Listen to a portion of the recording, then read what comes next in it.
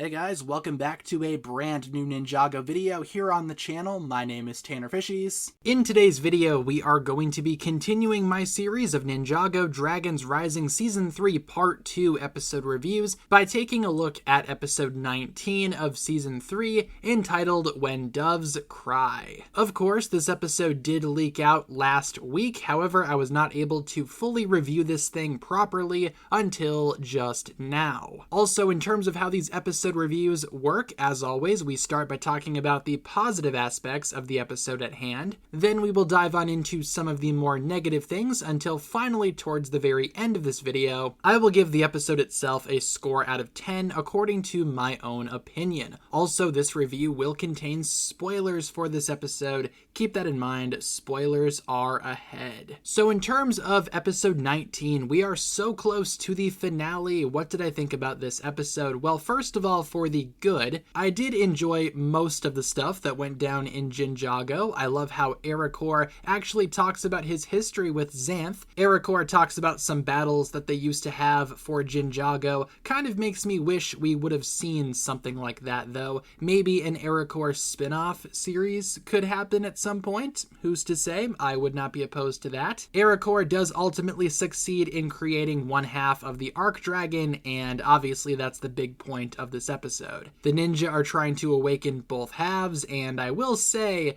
the actual process of the halves being awakened is an interesting one to say the least. Obviously it involves music, which obviously, wouldn't be my first choice for awakening the thing that will save all of Ninjago, but I will say at least this episode took it a little bit more seriously than the last episode did. We do have Kai coming back for Nia as well, basically joining her on her quest after Kai heard that Jay basically bailed on Nia. Like I said, they awaken the one half of the Arc Dragon, and the team in Ninjago awakens the other half. On the Ninjago side of things, I do like that Wildfire was the one to fully figure out the song after both Frack and Sora failed. I don't know, something about that I just thought was funny. I also enjoyed how Gio's wafers finally come in handy here. Of course, in Kai and Nia's quest as well. I will say there are also some excellent battles in this episode. I enjoyed the one of Lloyd and Aaron battling the ghostly Forbidden Five in the Spectral Lands, but my favorite battle of the episode by far, and probably one of my favorite battles in Season 3 just as it is,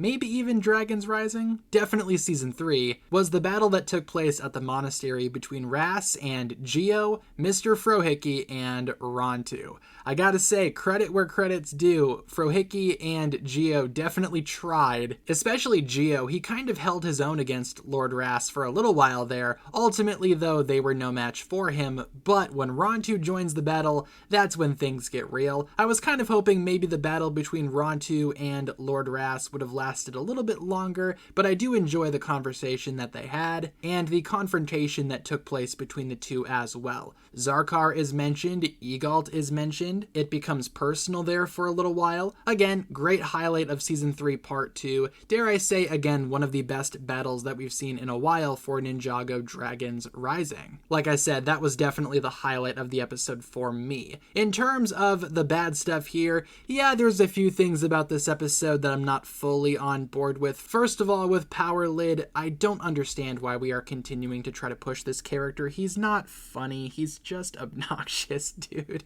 And his scenes went on for way too long. Also with Rapton as well, again, the freebooters stuff didn't really go anywhere. They just kind of show up in Ninjago. There's a little bit of tension because they can't make too much noise, but ultimately they're in and out with no consequences, so what's the point? That whole sequence went on for a little longer than I would have preferred as well. Again, just kind of wondering what the point is of all of these annoying characters that nobody really likes all that much. And those couple of sequences, again, being a little bit too longer than they should have been, kind of weighed down the episode for me, not gonna lie. Still though, this episode had a lot of good stuff, and the good stuff was really good. Again, the battle at the monastery being the obvious highlight. In terms of everything that I talked about in today's review, I will go ahead and give this episode a 7 out of 10, according to my own opinion. Again, definitely not the best episode of Dragons Rising Season 3, nowhere near the worst one though, obviously. But with that being said, that's going to pretty much do it for my thoughts on this episode. Feel free to leave all of yours down below in the comments, and we are one review away now from reviewing the entire season. Look forward to my final review coming very soon. In the meantime, if you enjoyed this one, feel free to like and subscribe,